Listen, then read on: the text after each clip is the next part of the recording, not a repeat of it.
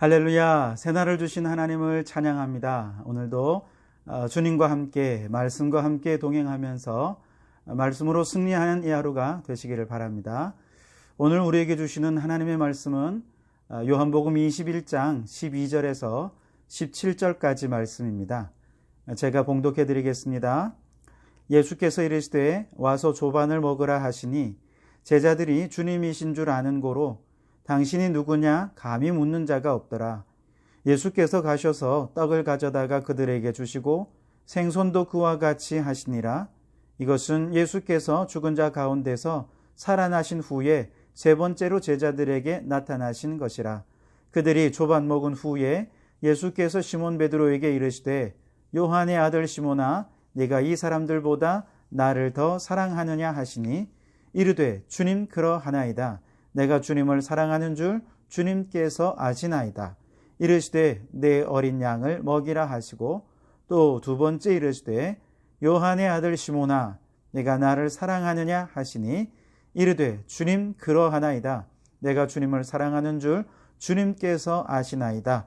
이르시되 내 양을 치라 하시고 세 번째 이르시되 요한의 아들 시몬아 내가 나를 사랑하느냐 하시니 주께서 세 번째 내가 나를 사랑하느냐 하심으로 베드로가 근심하여 이르되 주님 모든 것을 아시오매 내가 주님을 사랑하는 줄 주님께서 아시나이다.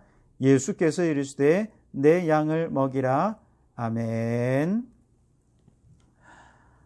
갈릴리 호숫가에서 이제 물고기를 많이 잡고 해안가로 나온 제자들을 위해 예수님께서는 숯불을 피우고 조반을 준비해 주셨습니다.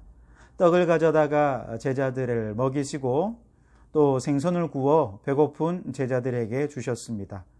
그리고 조반을 먹은 후에 예수님께서는 제자들 가운데 특별히 예수님을 세 번이나 부인했던 베드로에게 예수님을 사랑하는지를 세 번이나 묻고 세 번에 걸쳐 내 양을 먹이라 라고 하는 사명을 부여해 주시는 내용이 오늘 본문이죠.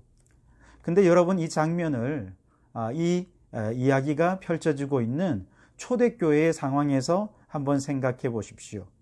예수님을 세 번이나 부인했던 죄인이 어떻게 최고의 초대교회의 수장으로서 설 수 있고 활약할 수 있었는지를 자세히 설명해 주는 내용이 바로 이 본문입니다.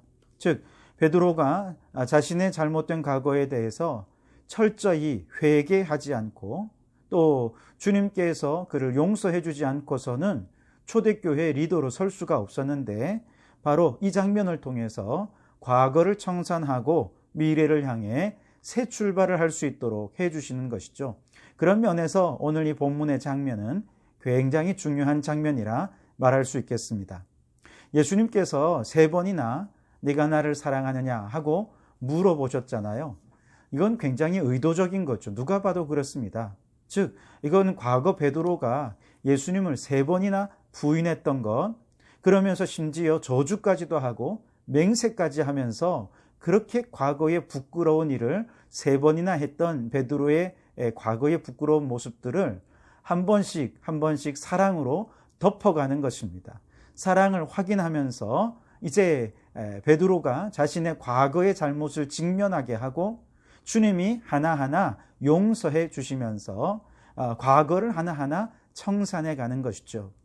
이것은 베드로에게는 아픈 과정이지만 반드시 필요했던 과정이었습니다.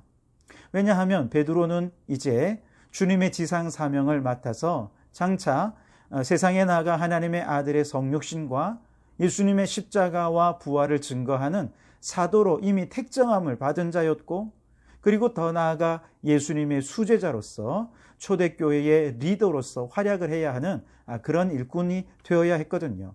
그런 그가 이런 부끄러운 과거를 아무런 청산도 없이 그냥 이렇게 리더로 세워졌다면 그 사명을 감당하는 일이 쉽지 않았을 거라는 것이죠. 예를 들어 이렇게 한번 가정해 볼 수 있겠습니다. 베드로는 과거에 그런 말 하지 않았습니까? 예수님께서 십자가를 이야기하실 때 다른 사람을 몰라도 저만은 제가 예수님을 지켜드리겠습니다. 다른 사람 몰라도 저만은 주님을 부인하지 않겠습니다. 그렇게 얘기하면서 자신만만하게 장담했던 그런 때가 있었잖아요. 그럼에도 불구하고 정작 자신의 생명에 위협이 다가오자 예수님을 부인했던, 그것도 3번이나 부인했던 참 부끄러운 과거가 있었죠. 이걸 제자들이 다 알고 있습니다. 자, 그렇게 하면서 이제 이 과거를 청산하지 않고 이제 초대교회 지도자가 되었어요. 그런데 초대교회 박해가 다가옵니다. 그런데 누군가 베드로를 의심하는 것이죠. 과거에 예수님도 그렇게 지켜주겠다고 장담했던 사람이 예수님을 3번이나 부인했었는데, 오늘 예수님도 그렇다면 오늘 우리도 그렇게 지켜준다고 장담해놓고 우리를 한순간에 부인하고 배신할 수도 있지 않겠느냐? 그러니 나는 저 사람 못 따르겠다. 이렇게 누군가 문제 제기라도 했다면 베드로가 그 사명 감당하기 쉽지 않았겠죠.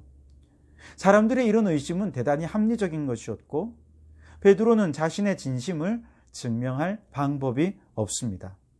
그러면 어떻게 그가 초대교회 지도자로서 쓰임받을 수 있었겠습니까? 아마 결정적인 순간에 마귀는 그것을 활용했을 것입니다. 그래서 베드로를 배신자로 매도하고 교회는 와해되고 무너져 버릴 것입니다.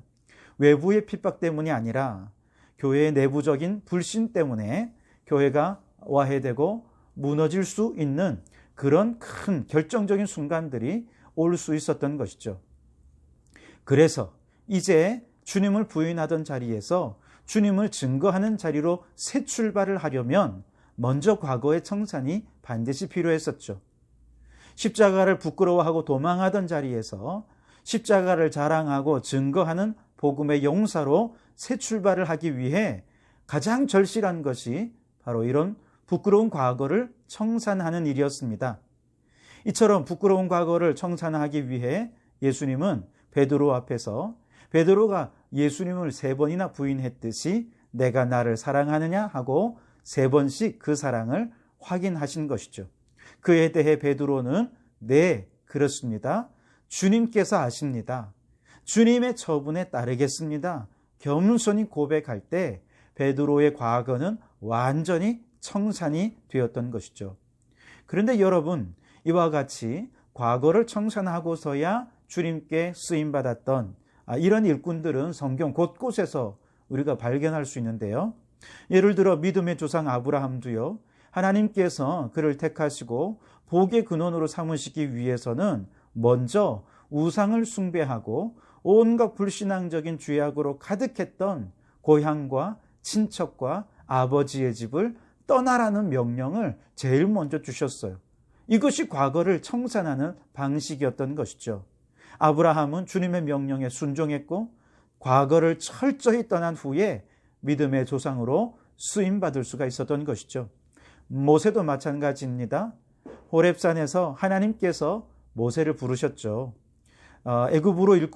출애굽의 일꾼으로 사용하시기 위해 겨우겨우 안 하려고 하던 그를 설득하고 또 설득해서 겨우겨우 일꾼으로 세워서 이제 애굽으로 출발을 하는 이 모세에게 갑자기 하나님께서 나타나셔서 숙소에 있는 모세를 죽이려고 합니다.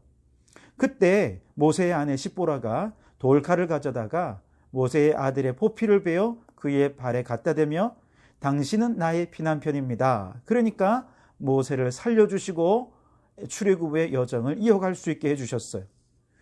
이때 돌칼로 모세의 아들의 포피를 벤 것, 그것은 할례를 의미하는 건데요. 할례는 죄사함, 곧 죄로 점철되었던 과거를 청산하는 것 아니겠습니까?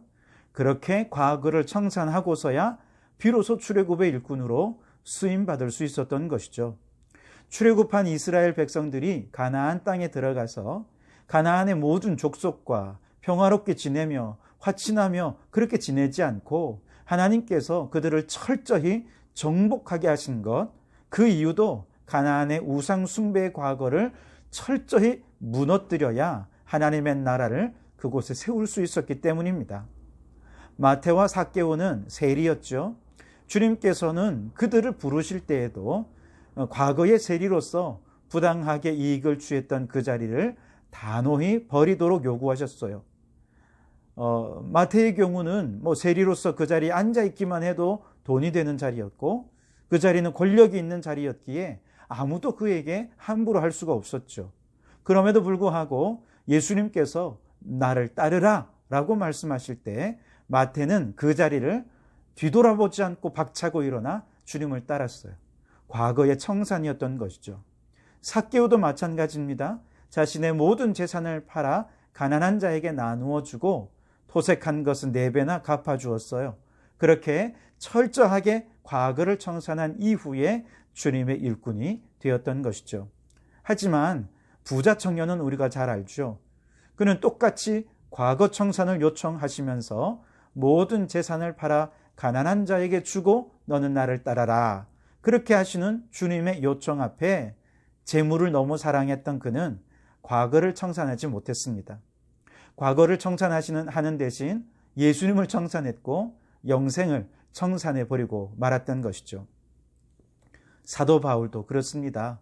교회를 핍박하던 그리고 믿음의 형제를 박해했던 부끄러운 과거를 그는 나는 죄인 중에 괴수입니다. 철저히 회개하고 고백함으로 과거를 청산했기에 이방인의 사도로 쓰임받을 수 있었던 것이죠. 여러분 그렇습니다. 과거에 대한 진지한 반성 없이 그릇된 과거, 수치스럽고 부끄러운 어제의 일을 척결함 없이는 결단코 활짝 열린 미래를 열어갈 수가 없게 되는 것입니다. 하나님이 원하시는 축복된 내일, 축복된 사명의 길, 그것은 과거의 어둠과 연약함을 딛고 일어선 사람, 과거의 죄악을 이제 청산한 사람들에게만 열려지는 것이죠.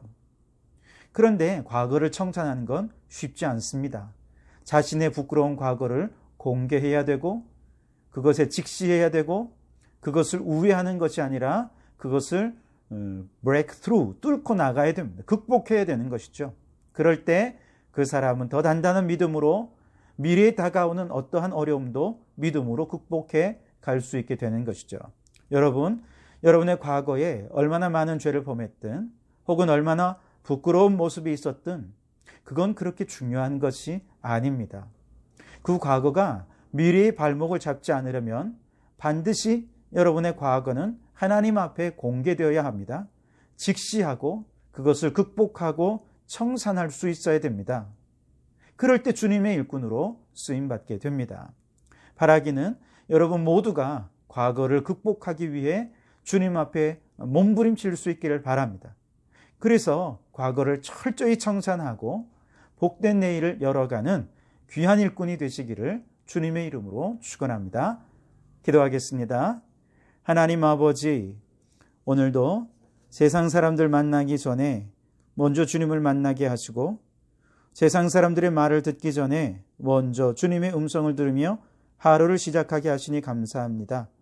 오늘 주신 말씀대로 우리가 주님과 사람 앞에 부끄러운 과거가 있다면 다 청산하게 해 주시옵소서.